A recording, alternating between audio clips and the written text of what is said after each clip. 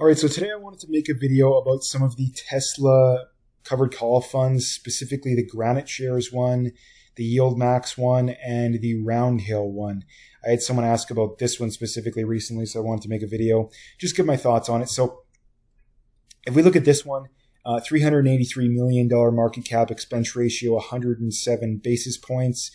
If we look at so let's look at the share price. So this one came out looks like it was December 19th of last year, so almost a year old. And if we look at this fund, it's down 68, almost 69% in that time. Even with the drip, it's down 12%, right?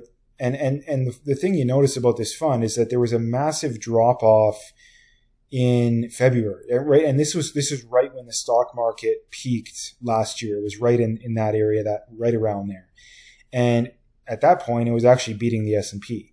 Ever since then, it's massively underperforming. Even if we start from then, it's still outperforming. Even if we start from the low in the stock market, it's actually slightly outperforming. But again, we got 44% negative price returns. I'm not liking this fund. If we look at the dividend, it's around 136%, which at least based on the last week's payout, a lot of people hear that and they're like, oh, that's amazing. But again, when you're getting this kind of negative share price returns, to me, it's an avoid at all costs, right? Like when you look at these funds, it's one thing if they're losing, 10, 20% a year. It's entirely another thing when they're losing 50, 60% a year. To me, that's just an avoid at all costs. Even if the dividend is higher than that, to me, it's an avoid at all costs because at some point we're going to see a bear market in stocks. And that's the time when I think that these are going to get hit the hardest. So to me, this is one that I would not be buying. Number one, I think there's better options. And number two, it's just not worth the risk in my opinion. So let's check out the YieldMax one. This one has a market cap of 1.28 billion. So again, it is higher than the Granite. The dividend yield is a little bit lower, but it is still above 100%. If we look at the expense ratio, 104 basis points, so almost exactly the same there. If we look at this one, so this one's been around since November 2022. So it's been around for almost 3 years. So we have a lot more to go off on this one. But again, this one's down 79% since, at least as far as the price returns go. And even with drip, it's still down. It's still 50% versus 72 on the S&P. So again, this is another one that I would avoid at all costs. To me, it's just not worth it, right? It's really just not worth it because again, the fund's down 80% in 3 years, right? And keep in mind, this is when the stock market's done relatively well. So even if we go back a year, I think it might actually be outperforming by a little bit. Yeah, it is actually outperforming by actually a decent amount. 48% versus 72. But again, we got negative 34% price returns. I don't think that this model is sustainable.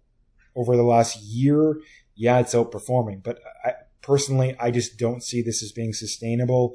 I think this is going to bite people in the ass. And this is why I'm also avoiding this one. Now, the next one is the Roundhill one. This is TSLW. This one, $142 million market cap. Now, this one is the smallest, but keep in mind it has been around for the shortest. 99 basis points, what is the best expense ratio. If we look at the dividend's about 85%. Now, again, a lot of people hear that and be like, why wouldn't I buy the other ones? It's got a higher dividend. But if you look at this one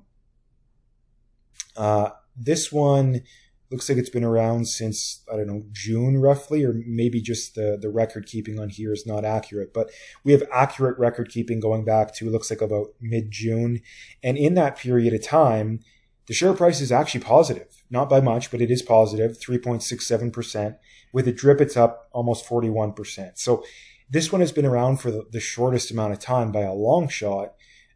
But it also is clearly, I think it's the best performing, right? I think it is the best performing.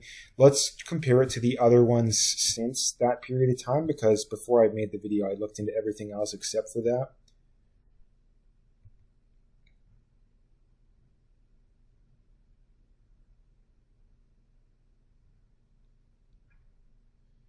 So yeah, it is outperforming TSLW, although TSLW is beating it with the drip. Or sorry, not TSLW, TSLY, and then TSYY. Let's compare it to that.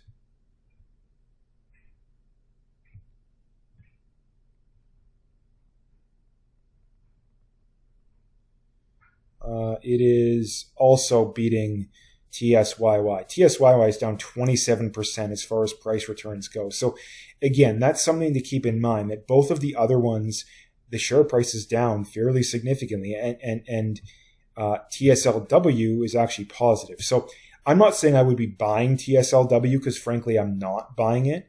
I do own WPay, which would have TSLW in it. But I think it's very obvious that the best of these funds is TSLW. Now, just out of curiosity, let's look at the Tesla share price returns, just out of curiosity here.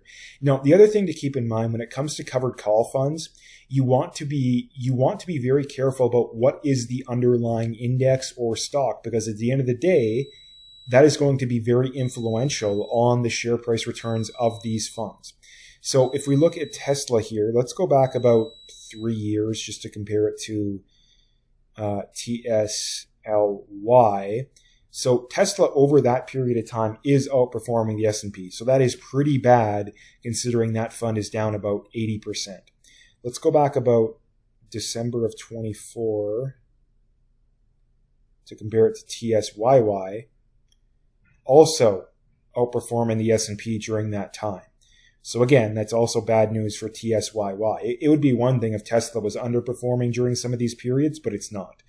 If we go back to June, Tesla also is outperforming the S&P. So there is no excuse for any of these funds to have negative share price returns. I think that very, very, very modest ones you could probably excuse, but anything significant, in my opinion, is just a step too far.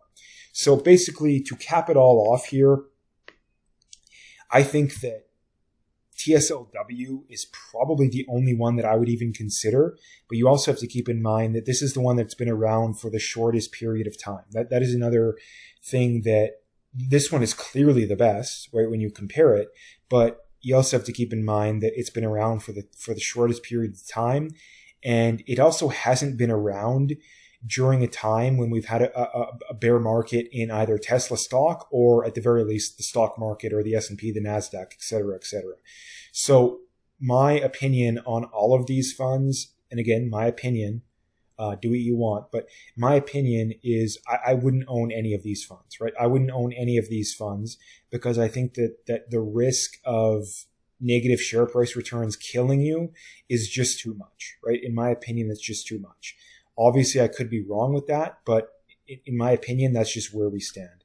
And like I mentioned, it's very important when you're buying covered call funds that you're obviously the underlying stock or index is what you are using, right? And you want to be very careful, because if you're buying on a stock like, Nvidia, like even Tesla, I think is overvalued. If you see you could easily see a significant correction in the market and thus the stock, that'll probably kill these funds, right? Because again, we've seen that these funds, at least when it comes to share price, underperform. And when you have a bear market in stocks or in the stock, that's gonna spell a lot of trouble. So that is my opinion on these funds. Again, love to hear your feedback. If you get value out of the video, please like, subscribe, comment, check out those links below, and stay tuned for more.